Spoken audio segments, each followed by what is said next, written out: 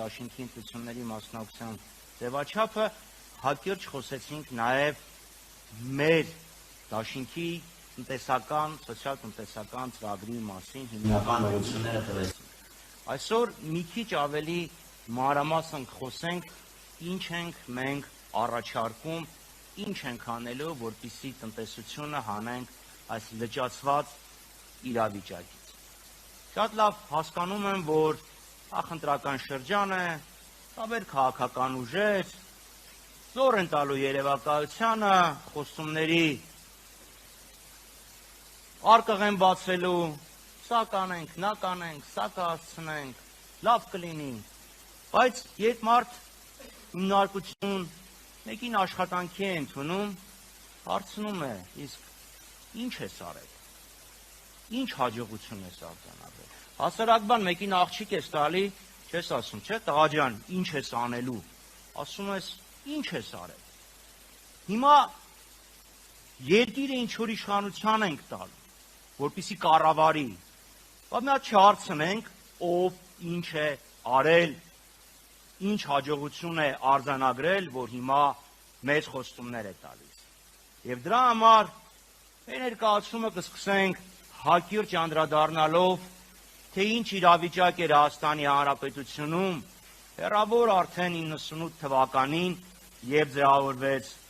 մեր իշխանությունը։ Հիշում եք, հետպատերազմյան տնտեսություն, հիմնականում քայքայված, արդյունաբերական ձեռնարկություններ չկային, սեղանիկները կհիշեք, թուրքական էժան շոկոլադ, իրանական վաֆլի, թուրքական բոյզ սվիտերներ, արտադրական ձեռնարկություններ չկային,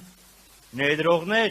չկային, արտասահմանյան ներդրողների մասին ոչ ոք չէր լսել, ոչ ոք չէր տեսել, բայց արդեն շատ շուտ մի քանի տարվա ընթացքում Հայաստանը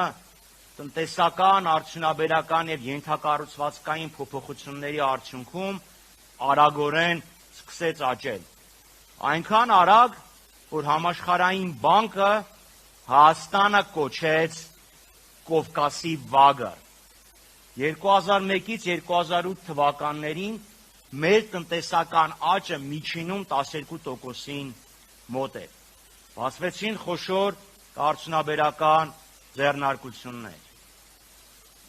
Օրինակ, կանազը վերագործարկվեց։ Կառուցվեցին ճանապարհներ, որոնք ռազմավարական նշանակություն ունեին Հայաստանի համար։ Միայն Մեղրիից կառուցված երկրորդ ճանապարհը Շվանիձորով անցնող։ Հիմա ասում են Մեղրին ուզում էին տալ։ Որ ուզում էին տան այդ ճանապարհն ինչի կառուցվեց։ Սելիմի ճանապարհը, Լեռնանցքը։ Եվ դա բերեց նրան, որ մենք ունեցանք մեծ ներդրումներ, երկրի աճ եւ երկար արտագաղթից հետո առաջին անգամ մենք ունեցանք դրական միգրացիա։ 90-ականների սկզբին Հայաստանից հեռացած բազում մեր հայրենակիցներ վերադարձան Հայաստան, որովհետև կար գործ եւ կենսամակարդակը աճում էր։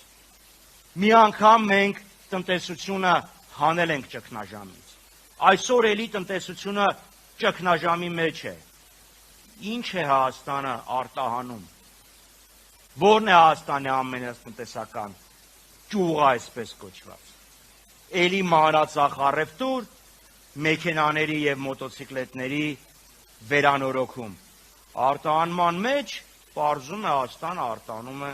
ոսկի, մի քիչ էլ ադամանդ, հիմնականում հանքարդյունաբերություն, կոնյակ, ծխախոտ, ուր է մեր արդյունաբերական պոտենցիալը,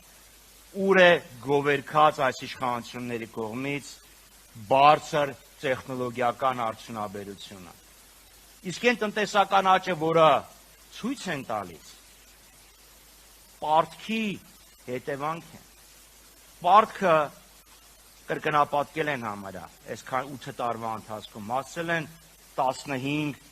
միլիարդի, ինչի վրա է ծախսել։ Այդ պարտքի բեռը մենք ենք տանում, մեր սերունդները, երեխաները, որոնք